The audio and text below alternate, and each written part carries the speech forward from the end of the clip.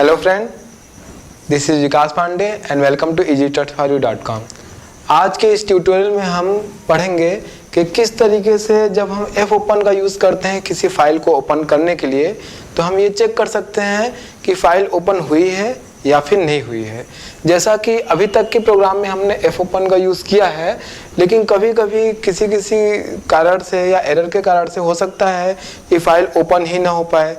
तो अगर इस स्थिति में फाइल ओपन होती है तब हमारा प्रोग्राम रन होता है और उसके अंदर के कंटेंट जो भी हमें रीड करने हैं या फिर राइट करने हैं तो हम वो वर्क करते हैं। लेकिन कभी कभी जब हमारे पास सपोज एक फाइल है जिसके अंदर डेटा है और उसे हम रीड करने के लिए ओपन कर रहे हैं, तो रीड मोड पर जब हम फाइल को ओपन करते हैं और किसी कारण से अगर फाइल ओपन नहीं हो पाती या अगर हमने फाइल का नाम गलत दिया है, ओपन नहीं हो पाती, तो हम कोई मैसेज डिस्प्ले कराना चाहते हैं, तो हम फाइल पॉइंटर जिसके द्वारा फाइल ओपन किया जा रहा है उसको चेक करके ये पता लगा सकते हैं कि फाइल ओपन हो पा रही है या हुई है या फिर नहीं हुई है। जैसे अभी तक के प्रोग्राम में हमने fopen में डायरेक्ट फाइल का नाम वहाँ पर दिया है, लेकिन अगर हम चाहें तो इस फाइल नेम को यूज़र से एंट्री ले सकते हैं और अगर यूज़र सही फाइल का नाम देता है तो फाइल ओपन होगी। अदरवाइज अगर फाइल का नाम गलत होता है तो हम फाइल पॉइंटर को चेक करके ये पता लगा सकते हैं कि फाइल ओपन हुई है या फिर नहीं है और उसके लिए कोई सफिशिएंट मैसेज प्रिंट करा सकते हैं। तो आज हम यही सीखने वाले हैं अपने इस ट्यूटोरियल में कि किस तरीके से हम चेक कर सकते हैं कि फाइल ओपन हो पाई है या फिर नहीं। तो इसके लिए हम fopen फंक्शन के बारे में एक बार रिवाइज करते हैं। जैसा कि पहले हम पढ़ चुके हैं, अगर हम माने कोई फाइल पॉइंटर fp है और हमने इस तरीके से उसका यूज़ किया है fopen के लिए, fp = fopen, और हमने फाइल का नाम दिया, मान लीजिए फाइल का नाम कोई वेरिएबल लिया है फाइल जिसपे यूज़र से उसका नाम एंट्री करा रहे हैं, तो हम यहाँ पे लिखेंगे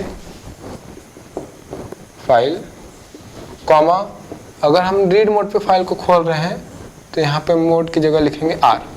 इस तरीके से जब हम यहाँ पर ये वेरिएबल का यूज़ कर रहे हैं जो कि एक कैरेक्टर का 1D एरे है, जहाँ पर जो फाइल का नाम होगा वो यूज़र द्वारा एंट्री होगा, तो यहाँ पर हमने फाइल कॉमा रीड मोड लिखा हुआ है। अब अगर यूज़र फाइल का कोई भी नाम देता है वो फाइल एग्जिस्ट करती है तो ये फाइल ओपन हो जाएगी रीड मोड पे। अदरवाइज अगर वो फाइल उस नाम का नहीं है तो फाइल ओपन नहीं हो पाएगी। तो इसे हम चेक करते हैं इस फाइल पॉइंटर द्वारा।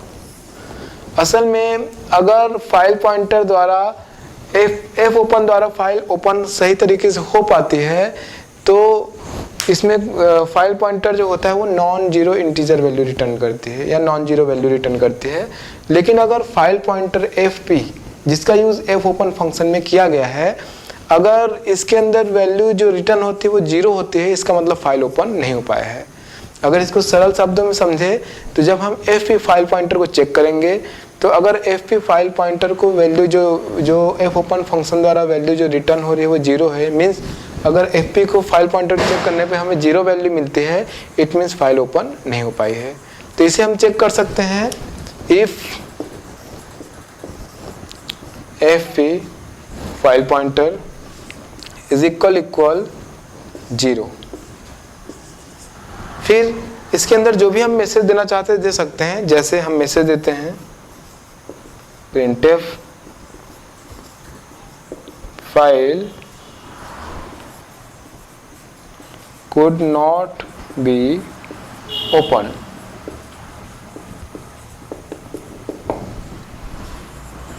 तो इस तरीके से आप सिंटैक्स समझ गए होंगे। हम फाइल पॉइंटर को चेक करके ये पता लगा सकते हैं कि फाइल ओपन हो पाई है या नहीं। अगर फाइल पॉइंटर पे चेक करने पे उस पर जीरो वैल्यू है, इट मीन्स फाइल पॉइंटर द्वारा फाइल ओपन नहीं हो पाया है या fopen फंक्शन द्वारा फाइल ओपन नहीं हो पाया है। हम जीरो की जगह नल वैल्यू भी लिख सकते हैं। जैसे अगर हम यहाँ पर चाहें तो यहाँ पे लिख सकते हैं नल, मीन्स फाइल पॉइंटर की वैल्यू अगर जीरो है इसका मतलब है कि आपका फाइल रीड करने के लिए ये जो आपने फाइल ओपन की है वो सही तरीके से ओपन नहीं हो पाई है। तो इस तरीके से आप उसके लिए फिर अंदर मैसेज दे सकते हैं। तो हम एक सिंपल प्रोग्राम द्वारा इस प्रोसेस को समझेंगे। एक प्रोग्राम मैं यहाँ बनाने जा रहा हूँ जहाँ पर हम ये एज्यूम करते हैं कि हमारे पास एक फाइल है जिसका नाम है रमन और उसके अंदर कुछ टेक्स्ट है और हम फाइल का जो नाम है वो यूज़र से एंट्री लेंगे। अगर यूज़र सही नाम देता है तो वो फाइल ओपन होगी और उसके अंदर का जो टेक्स्ट है वो पढ़ा जाएगा और स्क्रीन पर प्रिंट होगा। लेकिन अगर फाइल का नाम गलत देता है तो फिर हम फाइल के लिए एक मैसेज प्रिंट कराएंगे कि ये फाइल ओपन नहीं हो पा रही है, जिसके लिए हम फाइल पॉइंटर का यूज़ करेंगे इस तरीके से। तो स्टार्ट करते हैं हम अपना प्रोग्राम।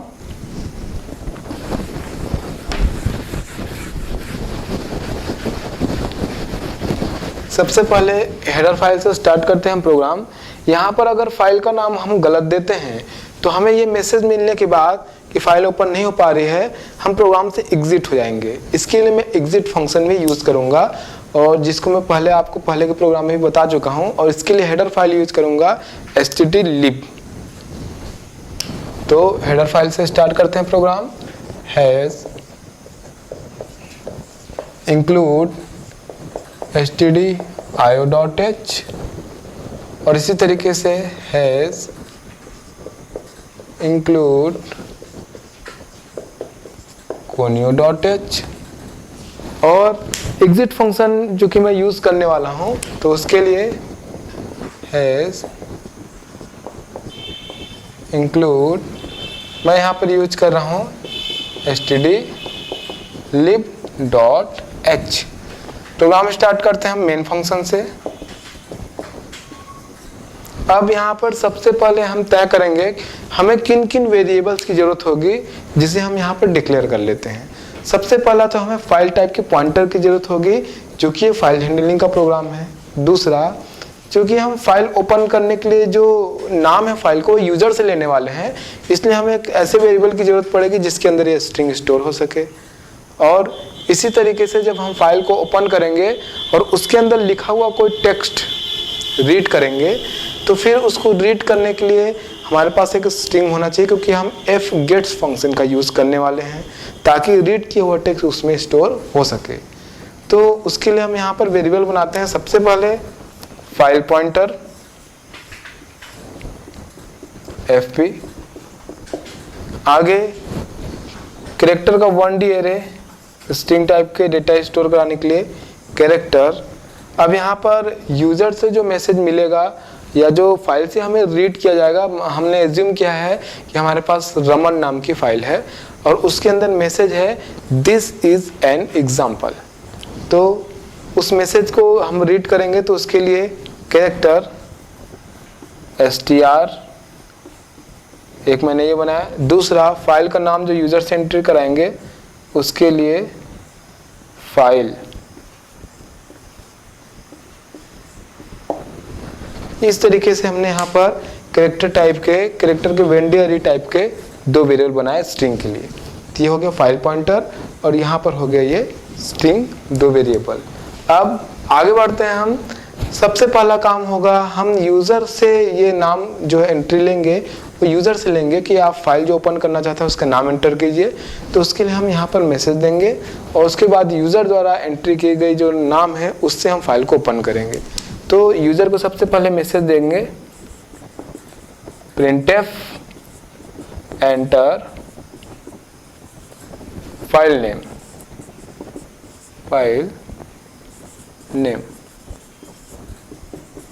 स्कैनएफ का यूज करते हैं फाइल की एंट्री करने के लिए, नेम की एंट्री करने के लिए। स्कैनएफ जो कि स्ट्रिंग है परसेंटेज कॉमा, उसके लिए हमने वेरिएबल बनाया है फाइल। तो इस तरीके से आप देख पा रहे होंगे यूजर को हमने मैसेज दिया एंटर फाइल नेम और स्कैनएफ से परसेंटेज कॉमा फाइल। जो भी हम नाम देंगे फाइल का वो फाइल नाम के वेरिएबल में स्टोर हो जाएगा। प्रोग्राम को मैं कंटिन्यू कर रहा हूँ आगे की तरफ, जहां हम इस फाइल जो कि हमको दिया गया है इस फाइल के नाम से हम फाइल ओपन करेंगे fopen फंक्शन द्वारा।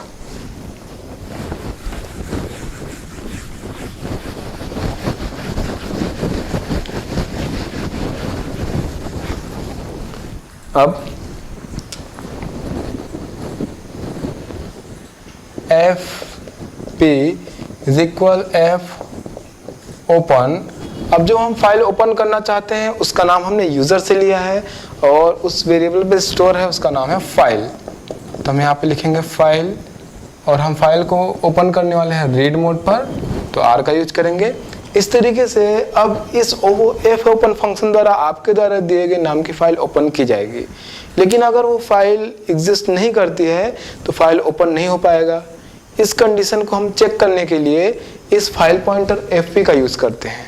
तो हम यहाँ पे लिखते हैं condition if fp is equal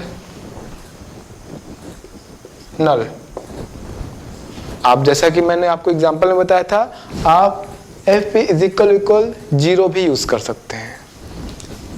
अगर फाइल पॉइंटर की वैल्यू 0 है, इट मीन्स फाइल ओपन नहीं हो पाई है। तो हम मैसेज देंगे printf file could not be open।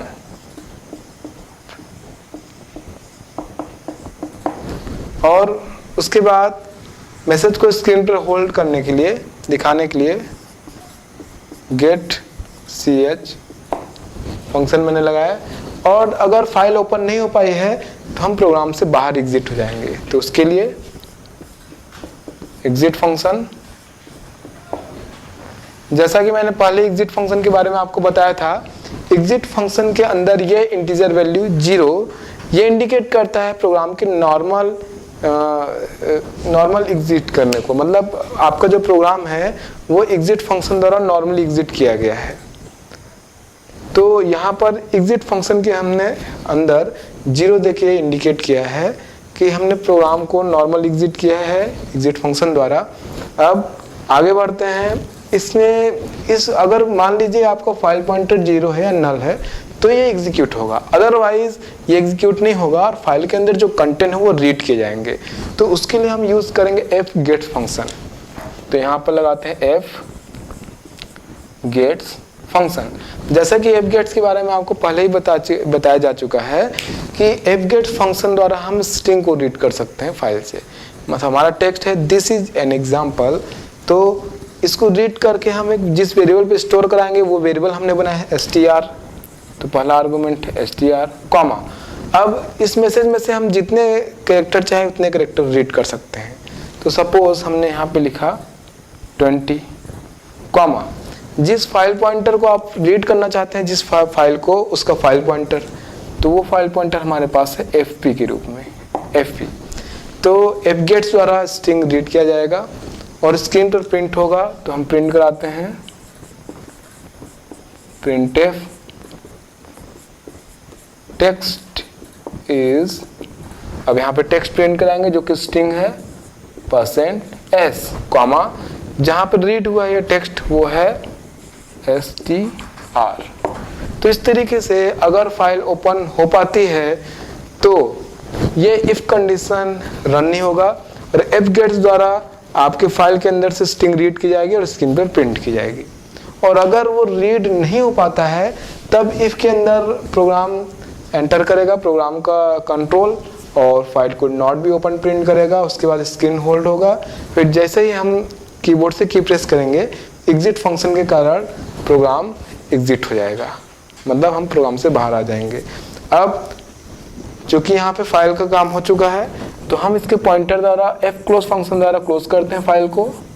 fclose pointer fp, last में स्क्रीन को होल्ड करने के लिए गेट ch फंक्शन, और सबसे लास्ट में मेन फंक्शन का हम कर्ली ब्रेसेस क्लोज करते हैं। तो इस तरीके से आज के इस प्रोग्राम में आपको ये दिखाया गया है कि किस तरीके से आप फाइल को ओपन करने के लिए यूज़र से नाम ले सकते हैं फाइल का, और किस तरीके से आप फाइल को चेक कर सकते हैं कि फाइल ओपन हो पाई है या फिर नहीं हो पाई है।